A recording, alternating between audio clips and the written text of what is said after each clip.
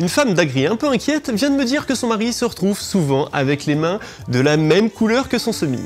Elle se demande donc quelles sont les solutions pour qu'il puisse se protéger plus efficacement.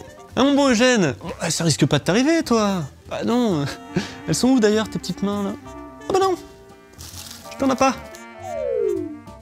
Si l'on pense plus facilement à se protéger lors des phases de traitement phyto, on oublie parfois de le faire lors de la manipulation des semences traitées. Pourtant, les produits phyto sont bien présents en surface sur les semences, notamment pour les protéger des bioagresseurs. Vous savez, ces petites bêtes dans le sol qui en raffolent. Ce n'est donc pas pour rien que l'utilisation, la vente ou l'achat de produits phyto est strictement réservé aux professionnels disposant d'un certificat d'aptitude professionnelle obligatoire. Le fameux certificat qui s'obtient suite à une formation. Il existe quelques règles d'or pour se protéger efficacement et être un pro du semis. Enfin, je parle pas de semi-marathon, hein. Je vous rassure. La première règle clé est de s'informer en lisant les étiquettes présentes sur les sacs de semences. Ensuite, c'est d'adapter son comportement en évitant toute contamination indirecte avec les produits via le fameux transfert main-bouche, que ce soit en téléphonant, en fumant, en buvant ou en mangeant. C'est aussi entretenir sa cabine et renouveler ses filtres régulièrement. C'est également éviter de se mettre face au vent en vidant les sacs de semences, parce que le vent ça souffle et les poussières forcément, ça vole.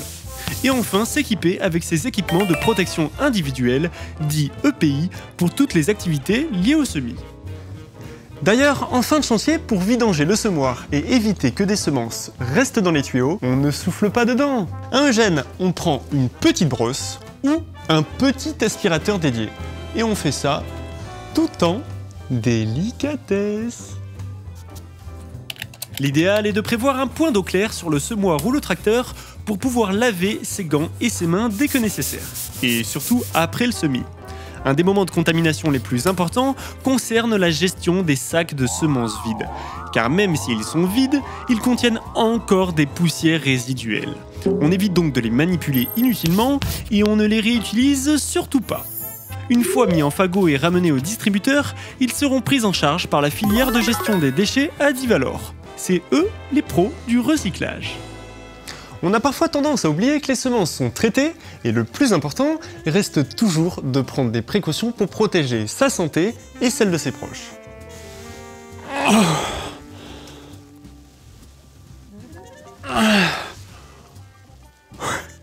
Bon, de toute façon, le semis, quand on est pro comme moi, ça demande toujours une bonne préparation.